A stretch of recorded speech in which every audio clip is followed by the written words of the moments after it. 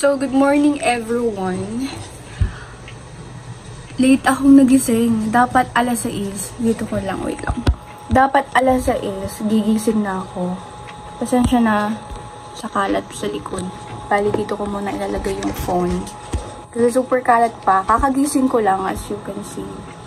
And super dami kong agenda for today. Bali, by the way, it's February 17. It's already 11 AM. Kagaya ng sabi ko, dapat alas 6, gigising ako kasi mag-grocery ako sa palengke. But I ended up, late ako nagising kasi super pagod.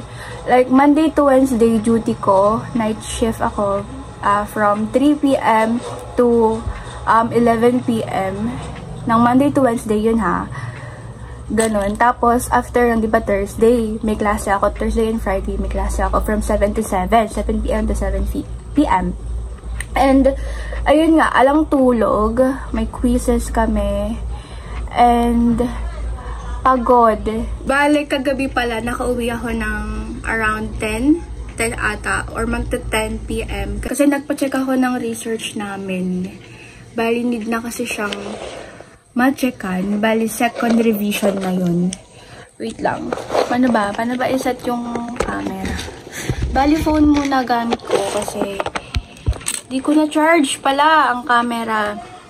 Anyway, ang agenda today, sa palengke pupunta ako.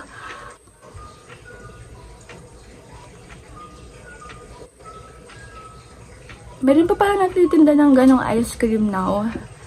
Naalala ko nung bata ako sa province namin, may ganon. Tapos nawala siya, then ngayon narinig ko ulit.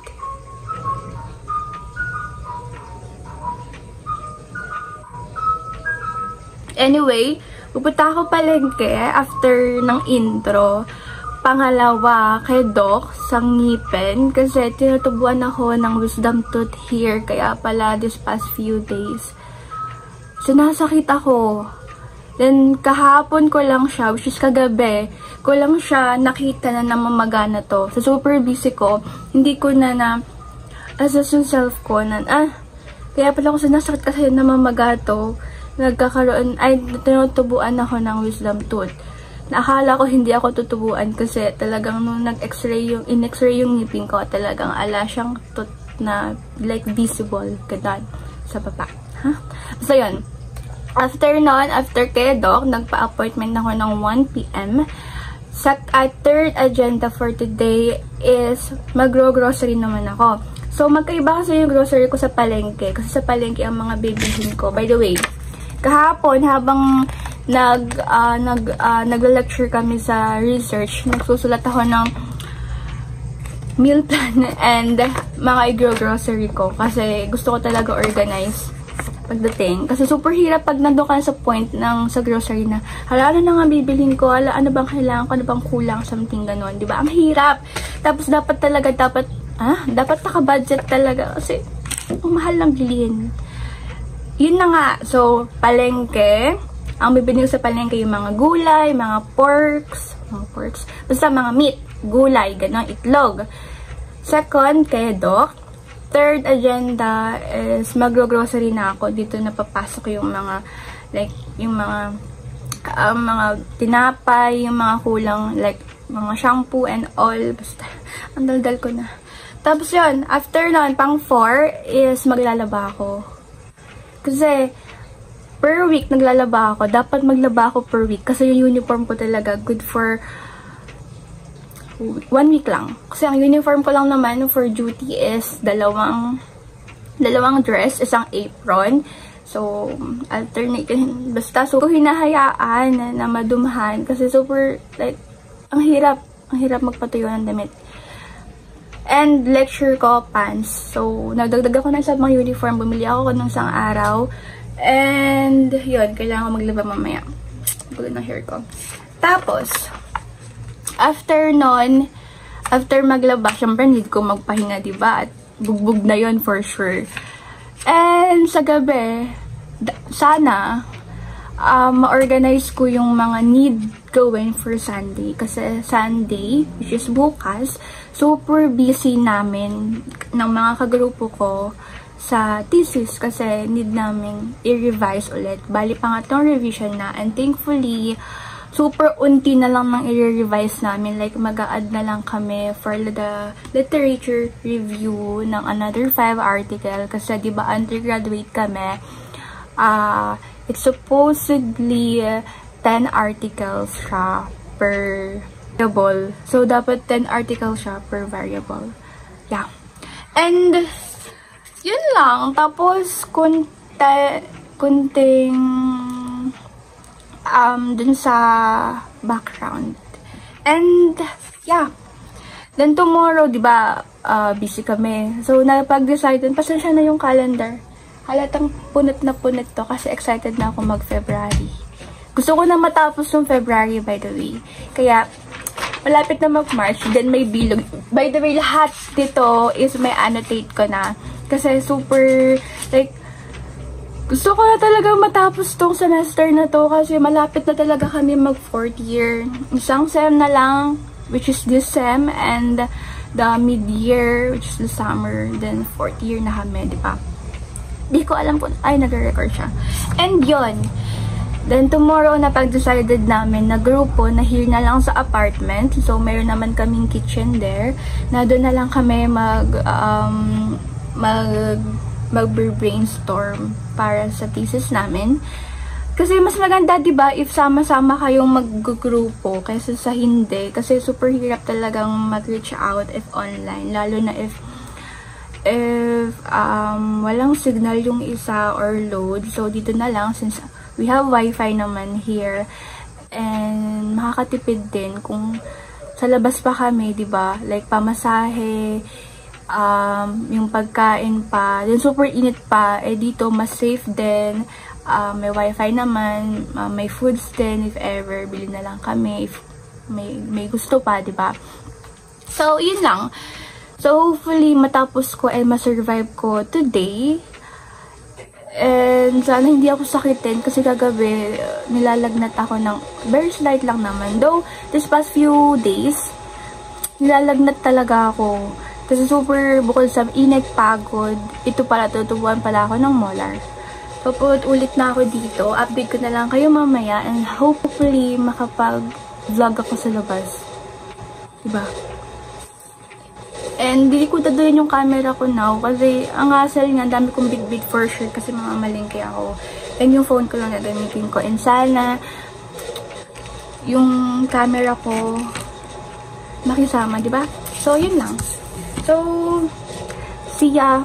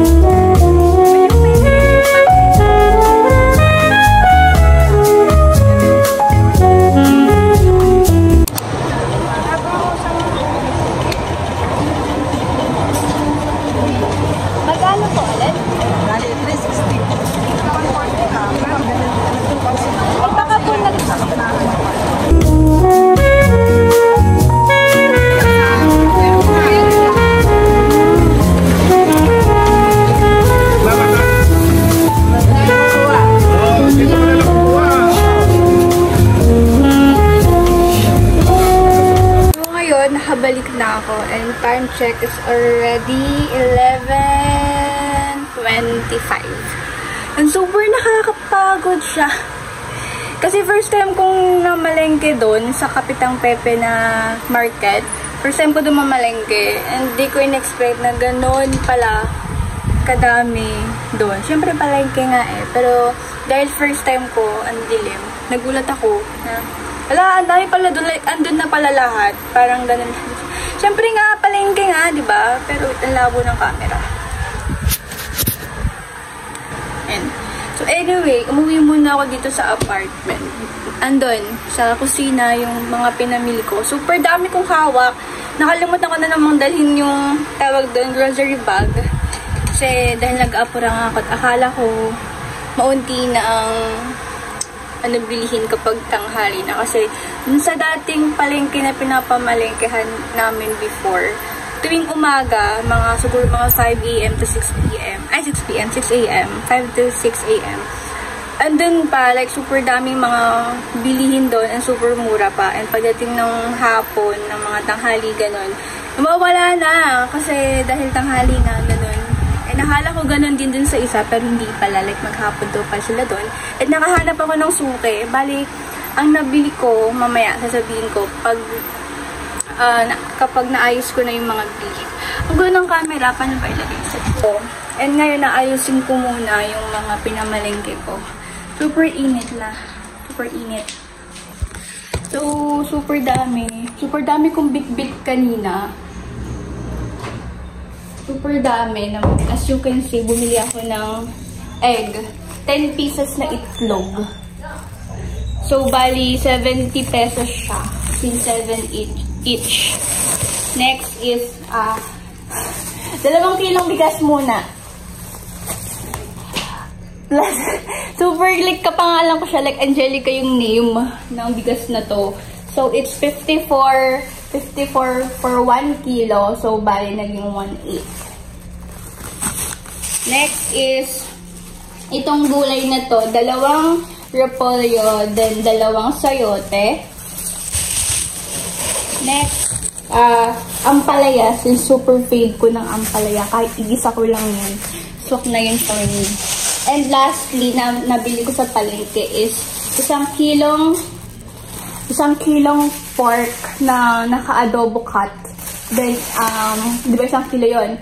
Then, a half kilo of giniling na pork since gusto ko ngang magluto ng, alam niyo yun, like, yung grabe yung pawis ko, ginisang repolyo na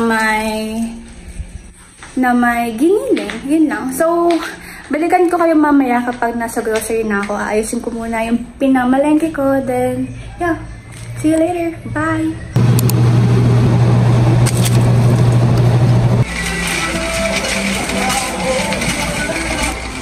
Bibili ako ng sponge. Pero ano ka? Daming sponge. Kahit ano na lang bibiling ko siguro. 8. Basta isang pang kawali. Siguro to. Tapos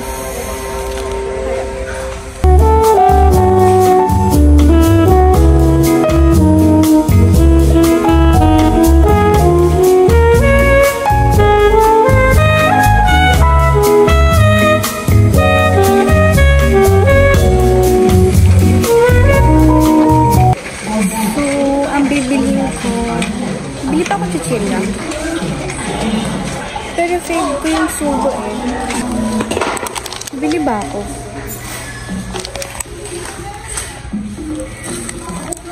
Bibili ba ako? Bibili ba ako? Bibili ka ba?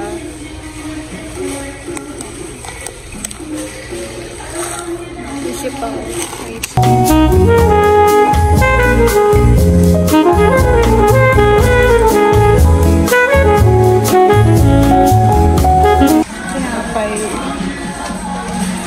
Ano kaya ang katinapay?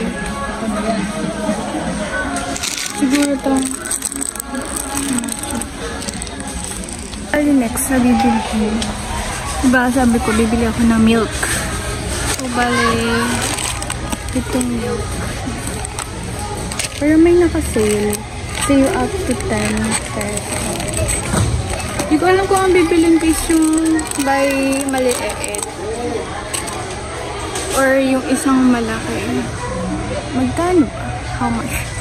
109. Siguro okay na muna isang ganito.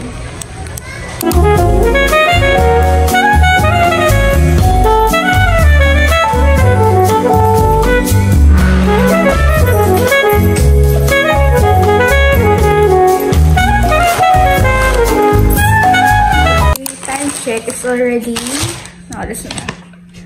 1:03 PM.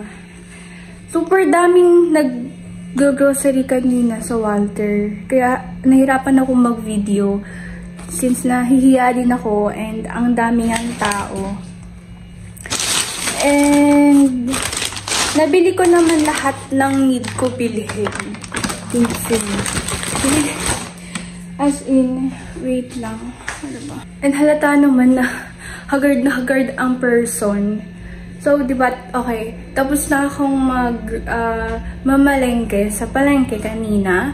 Tapos ko na rin siyang ayusin, linisin, and ilagay sa rest and sa table doon. And ano ba? Tapos na rin akong grocery sa Walter. Nabili ko lahat ng kailangan kong bilhin. And yung pangatlo is sa dentist ko later kasi patubo na yung aking wisdom tooth. And ano niya yung ngipin ko na tubo na dito. Eh, may brace ako, diba? As you can see, baka kasi maangat yun. So, mahihirapan. And namamaga talaga siya. Uminom na ako ng pain reliever now. Kasi kagabi nilalagnat ako ng onte. And, ano ba ba? And may appointment pala ako later for underarm sa SM. If napanood niyo yung previous video ko, nag-avail ako ng promo nila since nag-offer sila ng 5 session for only 3,000 plus lang. Kasi ang single session nila, every one session is, like 1.5 ata or 1.4 or 1.2 something, basta 1K plus. Then, nag-avail ako. Kung nakapag-avail ako, nakakuha ko ng 5 session. So, bale, for only 3,000 nga. And, every 2 weeks interval. Tama ba? Interval ba tawag doon? Bago bumalik doon. And dapat kasi nung Monday, dapat pumunta ako doon. Kaso nga, may duty ako ng Monday to Wednesday. Bata. So, di ako nakabalik. So, ngayon, may time ako na bumalik doon. So, after kung pumunta ng dentist. So, bali kasi 3:30 PM ako nakapagpasked sa doctor ko. Kasi super busy daw nila today. Then after nun, pupunta ako ng SM for my appointment. Kuha ako ng to-do list for tomorrow's activity dito sa apartment. Kasi dito ko napag-decide na lang na ano. Ay, nakwento ko na ata kanina sa intro. Basta yon, dito kami gagawa ng group mates ko for our thesis, for our third revision na. Kasi malapit na ang defense and exam. So, balikan ko kayo mamaya. Bye!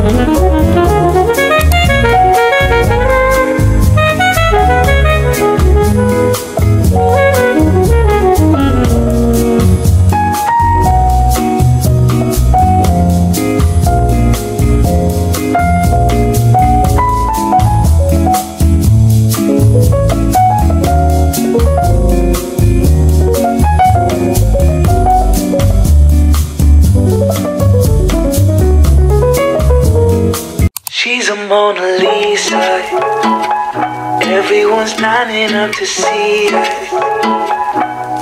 She's a Mona Lisa. Super ganda ng dress na to, look. Like, super ganda ng back. Then front. Yung front is super simple. Yung back super simple lang, but the back is so giving. Super ganda, and sumaldo na ako. So, I think I deserve naman this kind of price. And malapit na rin ako mag-birthday, so ititreat ko na lang yung self ko since bihira lang naman akong gumastos ng ganito. Super daming magaganda. Like, kuya, yung ganito. Wow! Halos lahat naman po ako nakapromo. Ganda.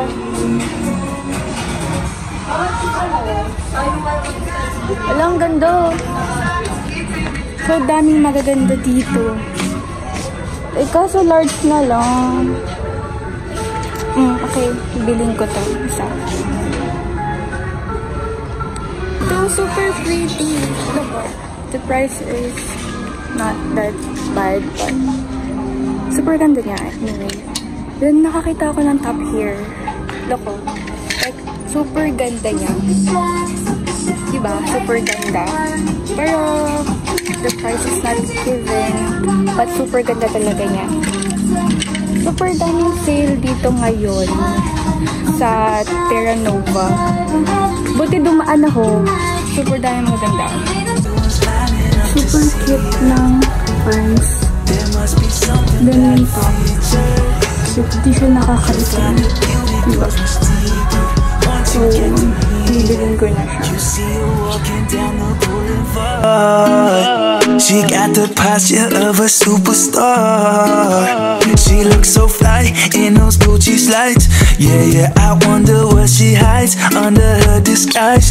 Yeah, yeah, yeah, yeah. And all the girls around the world, they want